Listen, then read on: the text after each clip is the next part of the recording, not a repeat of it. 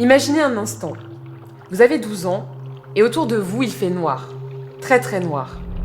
C'est à peine si vous voyez à 5 cm devant vous. Vous êtes bloqué depuis plusieurs heures dans une grotte obscure, humide, froide et profonde. Heureusement pour vous, vous n'êtes pas le seul dans cette galère. Vous êtes 13 à être entrés dans cette grotte pour l'explorer et vous amuser. Sauf que l'eau est montée trop vite et vous a coincé dans un petit coin, sans nourriture, sans réseau et avec une réserve d'oxygène limitée. Dehors, personne ne sait encore où vous êtes. Cette situation ressemble à un cauchemar, mais c'est pourtant une histoire vraie. Bienvenue dans la grotte de Tham Luang, en Thaïlande, le décor de l'un des plus grands sauvetages de l'histoire de l'humanité.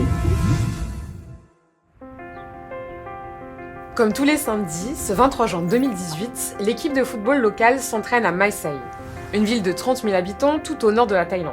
Et comme tous les samedis, Ek, le coach, supervise les exercices et encourage ses joueurs. Mais cette fois, il a un peu la tête ailleurs, et il faut que je vous explique pourquoi. Ce groupe de garçons de 11 à 17 ans, c'est plus qu'un club de foot, c'est aussi une bande de copains. Après les entraînements, ils prévoient régulièrement des randonnées ou des balades à vélo tous ensemble. Mais aujourd'hui, le programme est un peu différent. C'est l'anniversaire de Firafat, un joueur qui vient d'avoir 17 ans. Les Sangliers, c'est comme ça que s'appelle l'équipe, ont prévu d'aller fêter ça en visitant la grotte de Tham Luang, la 4e plus grande du pays. Le lieu est vraiment magnifique, il est très réputé dans la région et les premières centaines de mètres sont aménagés pour le visiter en toute sécurité. Bref, c'est une grotte qui invite les curieux à y entrer. La petite bande part à vélo après l'entraînement encadré par coach Ek, et une fois arrivé à Tham Luang, il n'y a pas grand monde. La haute saison touristique est terminée, et surtout devant la grotte, il y a un panneau d'avertissement pour alerter sur les risques d'inondation. Les garçons ont l'habitude, on est en pleine saison de la mousson en Thaïlande, une période où des pluies torrentielles déversent une quantité d'eau importante dans la grotte. Et cette mise en garde, vous vous en doutez, ne va pas arrêter nos 13 baroudeurs. Ils ont un beau programme et ils comptent bien s'y tenir. D'autant que normalement, les pluies torrentielles les plus violentes ont plutôt lieu au mois de juillet. Une fois à l'intérieur de Tham Luang, le groupe s'émerveille. Les galeries sinueuses forment un labyrinthe qui en font un terrain de jeu idéal. Les ados s'enfoncent donc profondément dans la grotte. Ils passent un carrefour appelé Samiek et tombent sur une mare. Et là, ils s'aperçoivent que le niveau de l'eau monte très rapidement dans la grotte. Une inondation est en cours. Les 13 garçons essayent de rebrousser chemin, mais il est déjà trop tard. L'eau bloque la sortie, il ne leur reste plus qu'une solution, rester au sec dans un endroit pas encore totalement submergé, et espérer que quelqu'un vienne les chercher. Mais dans les entrailles de la terre, personne ne vous entend crier. Les heures passent et les parents s'inquiètent, mais une famille est plus préoccupée que les autres. Cette famille, c'est celle de Firafat, parce que ce soir était censé être un moment de fête. Ses parents sont convaincus que même s'il s'amusait bien avec ses copains, il n'aurait jamais loupé le dîner en famille pour son anniversaire. Ils alertent alors la police, échangent avec d'autres parents et commencent à imaginer le pire. Quand les forces de l'ordre arrivent à Tham Luang, des parents sont déjà sur place. Ils les rassurent, s'engouffrent dans la grotte et progressent rapidement. Mais arrivés au carrefour de Samiek, l'eau les ralentit. Et le problème, c'est que la grotte est immense et qu'ils ne savent pas de quel côté aller. Car Tham Luang, c'est plus de 10 km de tunnels. Certaines parties sont complètement immergées et d'autres sont si étroites qu'il faut ramper. Les ados et leurs coachs peuvent donc être partout dans cette zone ultra dangereuse. Et qui sait, ils sont même peut-être déjà morts. Sans équipement spécifique pour ce type de recherche, les secouristes réalisent de toute façon qu'ils ne pourront pas aller plus loin et prennent donc la décision de ne pas s'aventurer profondément. Ils contactent une association de sauvetage et préviennent aussi Vernon Unsworth, un spéléologue britannique réputé pour sa grande expérience de ce genre de terrain difficile. Installé à Mae Sai depuis 7 ans, cet expert connaît parfaitement la grotte de Tham Luang. Le lendemain de la disparition du groupe, Vernon Unsworth et 20 membres des forces spéciales de la marine royale thaïlandaise, les SEALs, se rendent sur place avec l'équipement nécessaire. Le spéléologue examine la situation et pour lui, il y a une vraie chance pour que les enfants aient trouvé un point sécurisé hors de l'eau, à plusieurs kilomètres de l'entrée. Il sait que ces espaces existent dans la grotte, mais il va falloir agir vite car ils n'ont rien à boire ni à manger. Il sait aussi que ce sauvetage nécessite des compétences très spécifiques. Il demande donc que l'on contacte d'urgence une association britannique de plongeurs spécialisés. Le lendemain matin, alors que les enfants sont portés disparus depuis maintenant 36 heures, les forces spéciales de la marine s'élancent et arrivent à la fameuse jonction Samiek. Mais ils avancent avec difficulté. L'eau est encore montée et elle est particulièrement trouble malgré les lampes frontales. Même pour des professionnels, le risque de noyade est très élevé et les passages sont très étroits. Et après plusieurs tentatives, le groupe constate qu'il n'a pas les compétences pour aller plus loin. C'est un nouvel échec.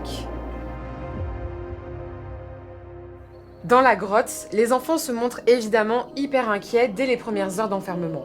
Ils ne voient pas grand-chose, ils ont faim, soif, et personne ne sait où ils sont, ni même s'ils sont vivants. Eck, qui a 25 ans, comprend tout de suite qu'il va devoir jouer le rôle du grand frère.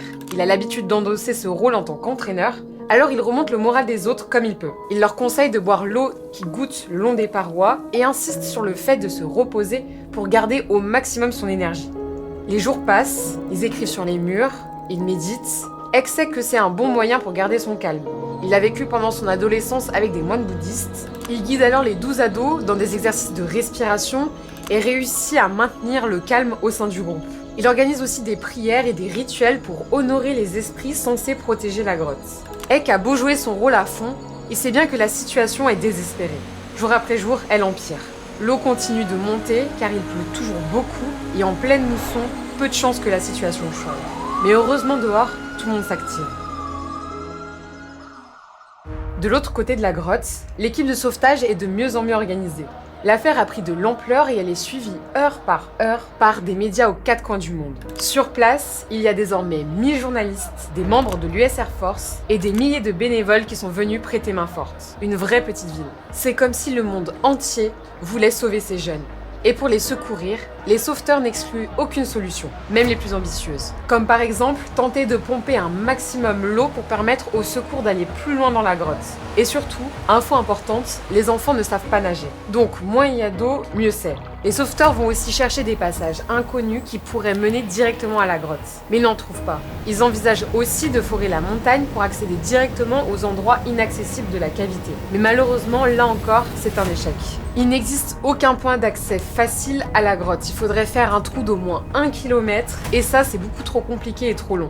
Pendant ce temps, le spéléologue Vernon Unsworth s'active et continue de faire pression pour faire venir des plongeurs spéléo experts, habitués à ces conditions et qui comprennent les risques liés à la plongée en grotte. Parce que ce qui coince pour le moment, c'est la navigation en siphon. Pour vous expliquer, en gros, les siphons, ce sont des tunnels noyés qu'il faut obligatoirement franchir en plongée. Et à ces endroits-là, les parois sont irrégulières, voire tranchantes. On peut se coincer dans le moindre virage et il n'y a pas d'air avant un moment. Et pire que ça, on voit si peu que s'orienter est très difficile. On peut confondre toutes les directions. Bref, la moindre erreur ne pardonne pas. Et ça, les équipes de secours sur place le savent bien. C'est d'ailleurs pour ça qu'elles ne s'aventurent pour l'instant pas plus loin. Et puis elles avaient longtemps espéré que la situation météorologique s'améliore. Sauf que le temps passe et que ce n'est toujours pas le cas. C'est même pire, l'eau est de plus en plus abondante. 4 jours après l'entrée des jeunes dans la grotte, les plongeurs britanniques Rick Stanton, John Volansen et Rob Harper arrivent enfin sur place. Et ils ont beau être le gratin dans leur domaine, faut bien admettre que quand ils débarquent, ils n'inspirent pas vraiment confiance. Ils ont une bonne 50aine d'années et clairement une dégaine plus chill que l'armée thaïlandaise. Sur place, tout le monde est dubitatif. Mais tout le monde sait aussi qu'un peu d'aide supplémentaire ne ferait pas de mal. Le 3 juillet, cela fait 10 jours que les 13 jeunes ne sont toujours pas sortis de la grotte et qu'ils n'ont rien mangé. Ils sont rongés par la faim, mais aussi par l'ennui, le désespoir et l'obscurité. Et tout d'un coup, Eck entend quelque chose. Des éclaboussures et une voix d'homme. Dans ce genre de situation, après des jours sans manger et rien voir, on peut vite se persuader qu'on entend des choses. On peut devenir fou, on peut avoir envie de croire que cette fois c'est bon, quelqu'un est là pour nous sauver. Mais Eck réalise très vite qu'il n'hallucine pas. 2 plongeurs sortent de l'eau. Ces 2 plongeurs, c'est Rick Stanton et John Volansen. Et vous savez quoi? Cette incroyable scène de sauvetage a été filmée et on a la vidéo. How many of you? 13. Brilliant. We are coming. It's okay. Many people are coming. Une fois que les 2 plongeurs reviennent au camp de base, c'est l'explosion de joie. Les proches, les secouristes, les militaires, les volontaires et les journalistes ont enfin un signe de vie des 13 jeunes. Mais cette joie est de courte durée. Car ok, maintenant on sait où ils sont, mais comment faire pour évacuer sur plusieurs kilomètres 13 jeunes qui ne savent pas nager? Pour le moment, personne ne sait.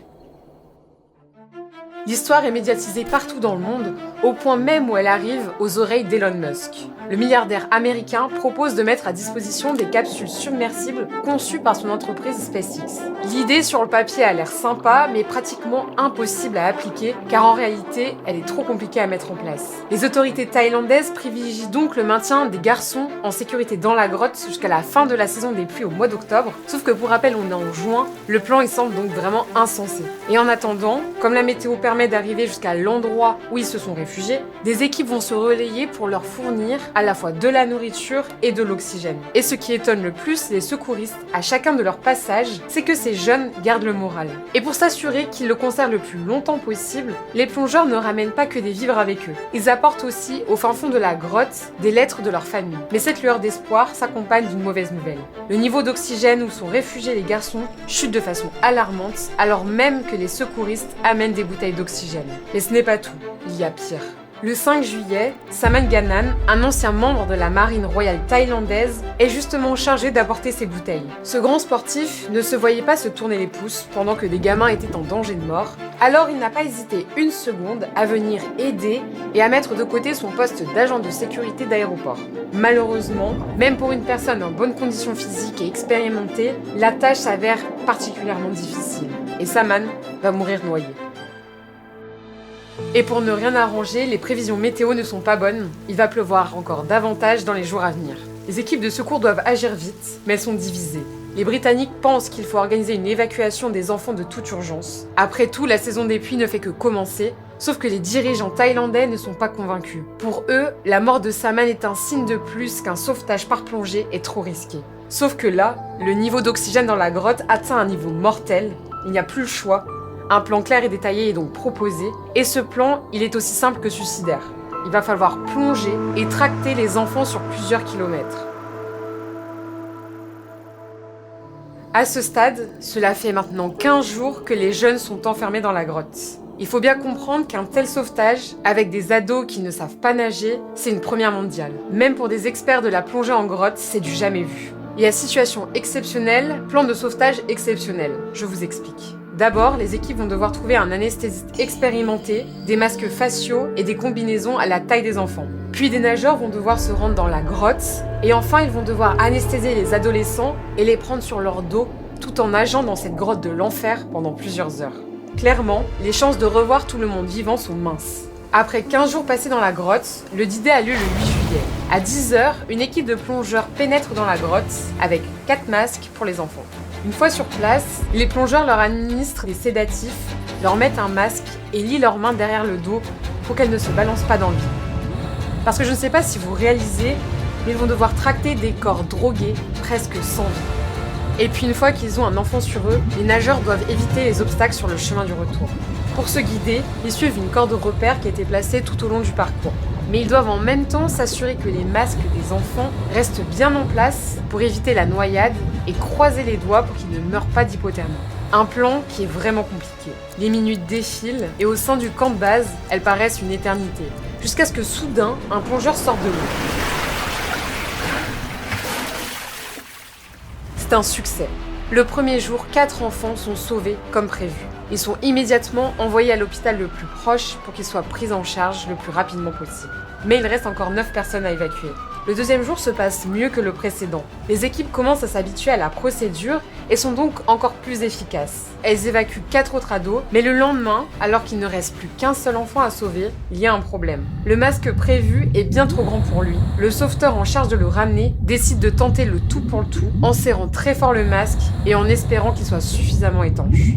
Et vous savez quoi ? Ça l'a fait.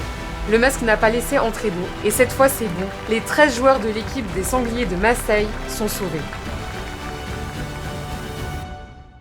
Ce sauvetage, quand on y pense, ce n'est pas seulement un exploit technique, c'est d'abord une œuvre collective. Car pendant des jours, ce sont des milliers de personnes qui se sont mobilisées pour sauver 13 jeunes. Des militaires, des médecins, des fermiers de cultures et d'origines différentes.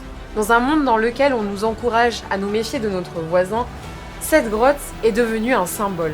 Quand tout semble impossible, quand la mort paraît certaine, des humains qui coopèrent peuvent l'emporter.